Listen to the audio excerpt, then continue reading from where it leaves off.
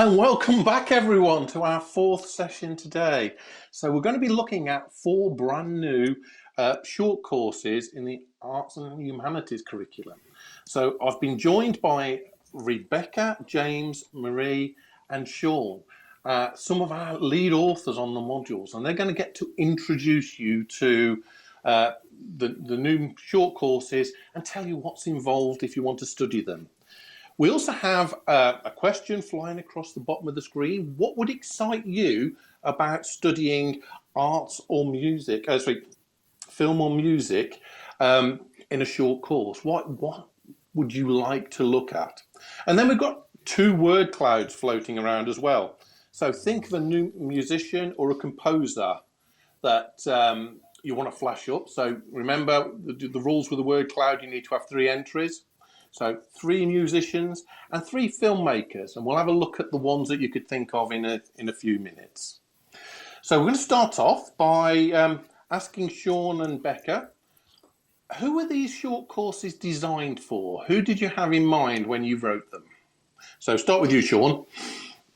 Okay, Rob. So these short courses are written really very openly. We're not expecting any previous experience or knowledge or technical skills like note reading and that kind of thing. So they really are widely accessible to anybody. And what they're really designed for is to give people a taster of some of the ways that we study music at the Open University. And they're really in 2 sort of broad fields. We're really looking at popular music and music technology. Excellent. And Becca, in terms of the film short courses, who have you designed those for? Who are you thinking will take those? Well, again, our short courses in film and media are designed to be accessible to absolutely anyone. So even if you've got no training or background or experience in anything to do with film or the film industry, that's absolutely fine, because we will provide you with all of the different tools, all of the different language and analytical skills that you need to be able to take this course. So really it's for absolutely anyone with an interest in film, but we also imagine that on the new course that I've been working on, Film in the Environment, it might appeal to people who are teaching these kinds of topics or who are in the industry and want to learn a bit more about sustainability. But yeah, really it's very, very open. Brilliant. So we're going to go through each of the 4 courses in order. So we're going to start off with Sean. And Sean, we'd like you to tell us about the course you've been involved in. And also, could you explain what we mean by short course? What is a short course? And why is it different to a long course, apart from the obvious? Well, as you've alluded, the clue's in the title there. A short course lasts for 6 weeks, whereas a normal Open University module might be about 30 weeks. So it's quite condensed, but at the same time, the study time per week is about half that you would typically experience studying a normal OU module. So my short course that I've written is called Sound System Culture. It's broadly dealing with popular music. It looks at the history of amplified sound. So we go back to things like the megaphone and then look at loudspeaker technology and how that evolved. We use quite a few case studies. So we have one whole week we look at Jamaican sound systems and more or less in the 50s, 60s, 70s, and the kinds of music that evolved as part of the sound system scene in Jamaica. Then we look at rock music sound systems, and again how sound systems sort of evolved in the 60s and 70s from gear that bands would bring along themselves to this sort of equipment that you could do a whole stadium gig with. And then we have other aspects. We look at the visual elements, the visual aspects. We look at sound systems across the UK, particularly in Huddersfield of all places, which is a fascinating source. It's easy to dwell on London being the capital, but there's so many more interesting things that happen across the whole nation. And then we look at the politics of sound systems, and we kind of end up with looking at ecology and sustainability and the big green gathering, and particularly the rinky-dink sound system, which is all pedal power, solar power. And we're trying to look forwards to what might evolve. Wow, so soon. these short courses really let you focus in on some really specific elements, and you can really look at things that perhaps you wouldn't normally find in some of the longer courses. You can really get down to some detail. Fantastic. I think just to come back there, we do a lot of detail in our longer courses, but the short courses allow us to really focus in on a topic to a great level of detail. At the same time as giving, there's a lot of depth, but that we do allow, the courses to demonstrate some of the different kinds of ways that you might study music if you were to come and take a degree. But it also, you can use it to sort of add on extra knowledge if you're already taking a module or the music BA here. Fantastic. We're going to move on to Marie. So Marie, tell us what your short course is around, and is this what I think it is? One of my favourite singers. Yes, hi there, Rob. So I have written a short course on Dolly Parton. So I should probably start by saying that some people might be quite surprised to see an entire course dedicated to Dolly Parton. She's not the first name that probably springs to mind when you think about studying music at a university, but she's definitely an artist that's worthy of scholarly attention. She's been incredibly successful, not just as a music performer, but as a songwriter, an actor, and a businesswoman. She's got a career that spans decades, and she's made hundreds of recordings. And she's incredibly popular around the world, having cultivated quite a diverse fan base. She's also a contradictory figure. So, for example, she's one of the wealthiest women in country music, and yet she still strongly identifies with poor rural communities in the US. She repeatedly jokes about her own fakeness, but is loved by fans for her realness. And all of this means that there's a lot that we can learn from Dolly Parton about music and its relationship to identity and culture, and this is what the short course explores. So over the 6 weeks, you've just heard from Sean that the short course is 6 weeks. We examine Parton's complicated artistic identity and persona, her musical relationship with the US South, her appeal to different audiences, how her songwriting, her music making, and her marketing tells us about that appeal to different audiences, how her songs explore different ideas about gender and sexuality, work and leisure, sometimes in ways that really conform to common tropes in country music, but are sometimes quite subversive as well. And we also consider how other artists have used their music.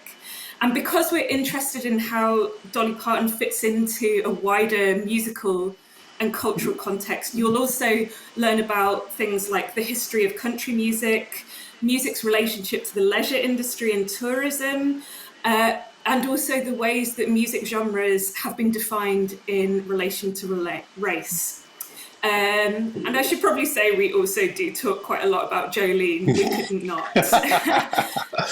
Oh, absolutely fantastic. As somebody whose dad was an avid country music fan, I've been brought up with Dolly Parton, so fascinating. And Alexander wants to know, when it comes to studying the module, do you have to do it 9 to 5?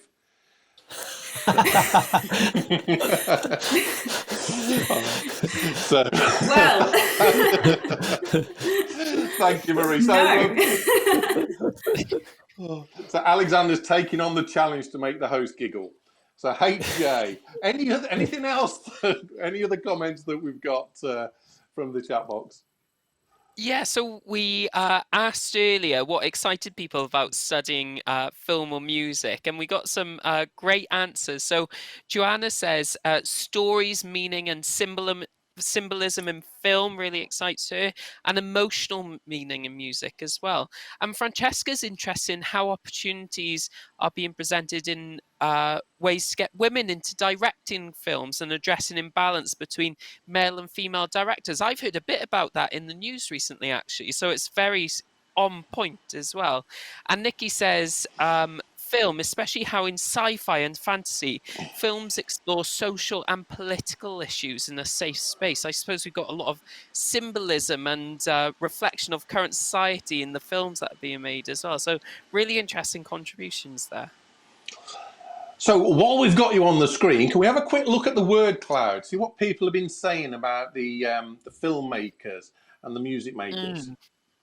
So when it comes to the filmmakers, we've been thinking Alfred Hitchcock, Spielberg, Werner Herzog, Ridley Scott, Grayson Perry, Steven Spielberg again. With artists, we're thinking Van Gogh, Picasso. We've also think with films, a lot of documentarians might be involved. Some reckons we might cover some Ryan Reynolds as well. That'd be very interesting. Damien Hirst, Michael Bay, lots of explosions. So lots of interesting thoughts on that one. Have a little look at our Wordle on what we'd normally expect from music courses as well.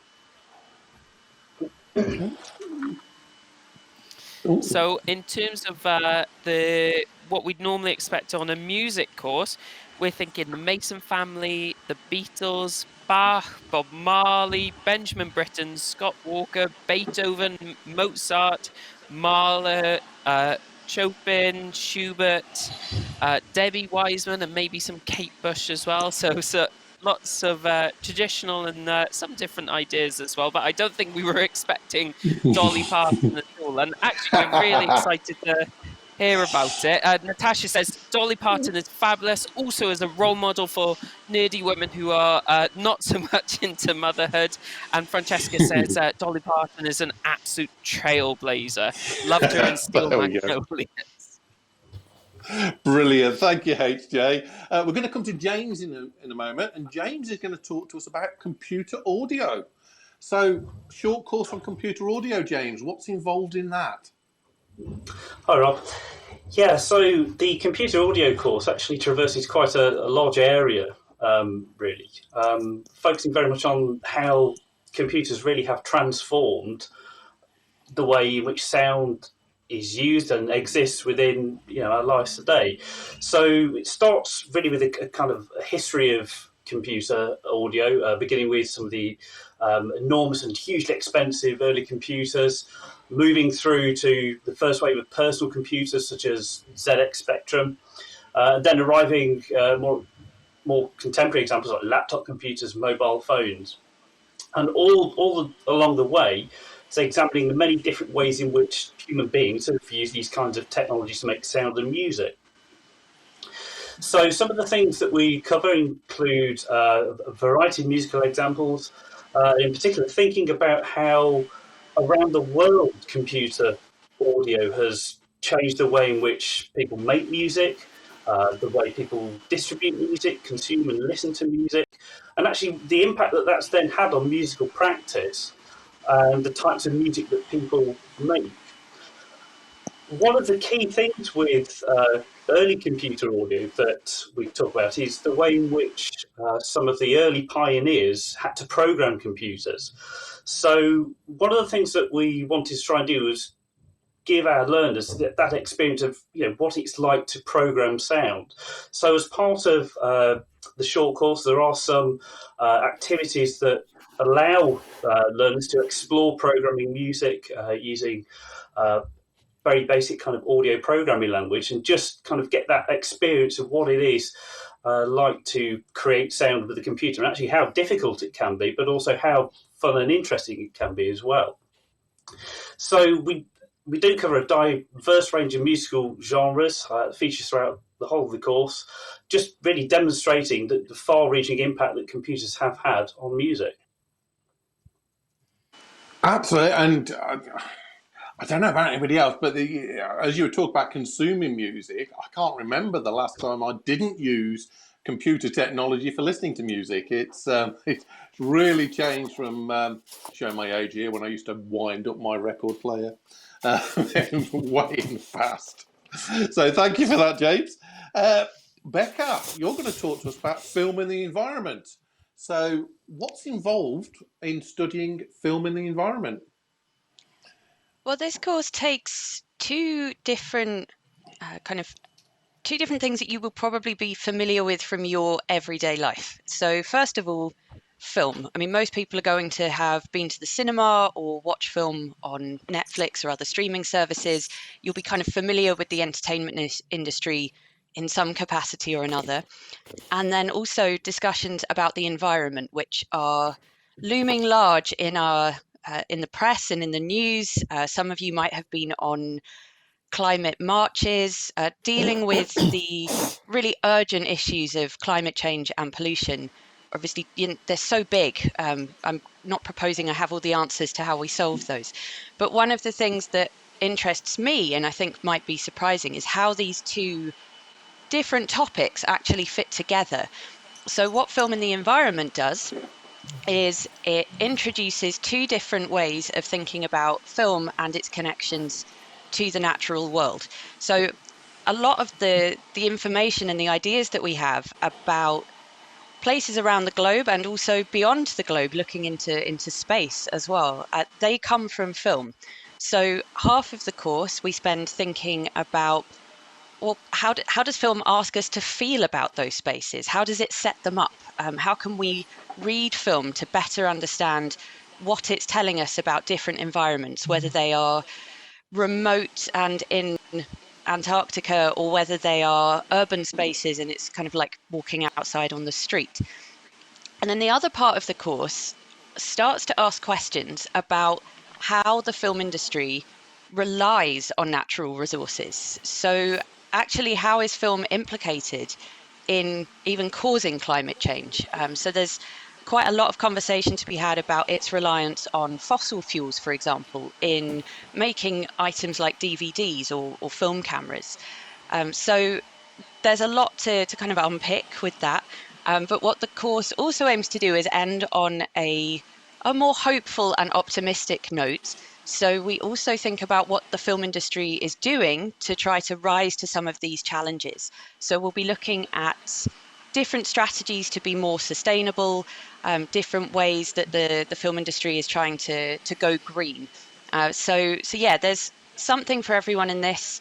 We cover all different kinds of films, different filmmakers from around the world, from blockbusters like Star Wars through to Senegalese indie films like Atlantique. So yeah, hopefully there's something of interest for everyone in here.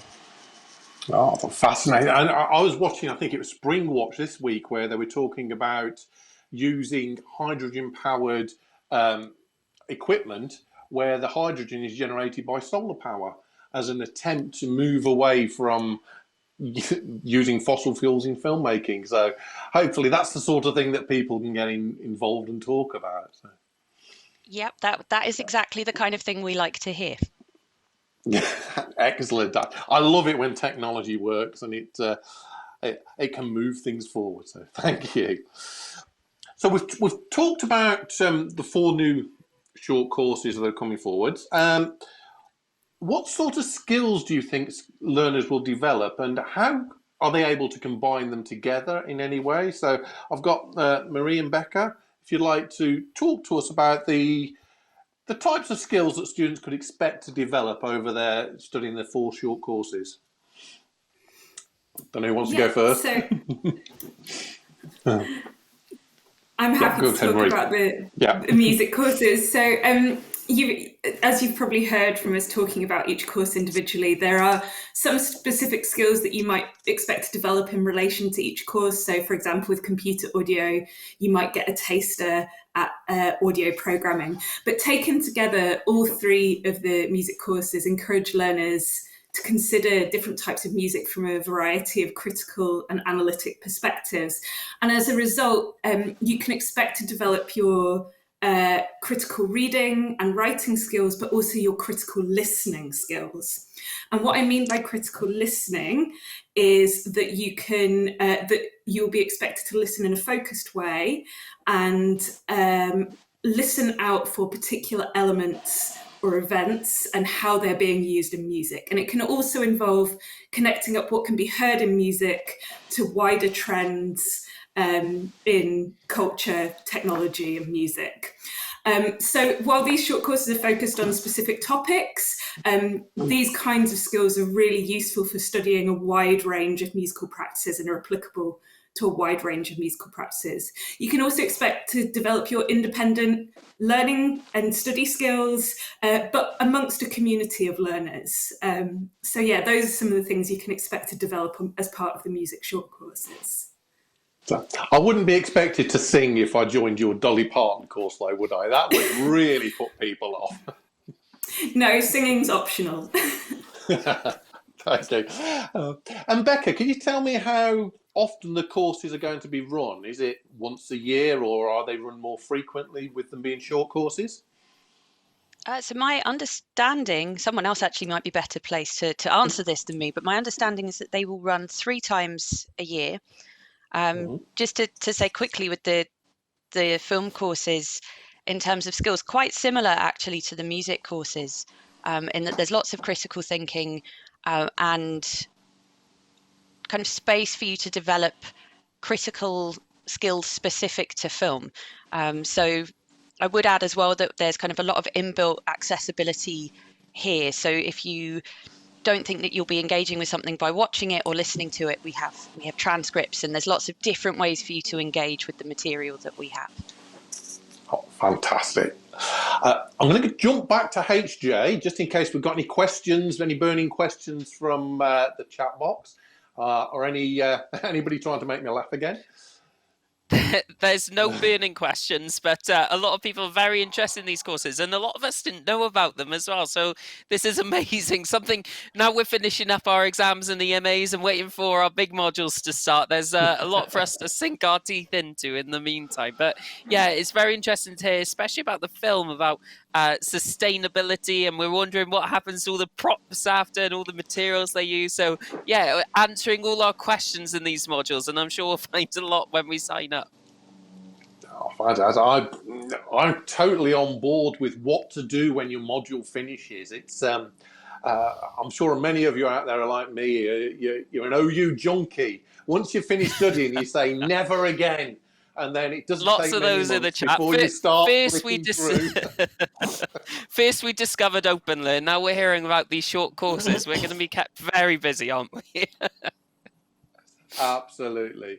So I'd just like to say thank you to everybody today. So it's been great to have you with us, and it's great to get the authors of the modules to come and talk to us and tell us what you found interesting about writing the courses.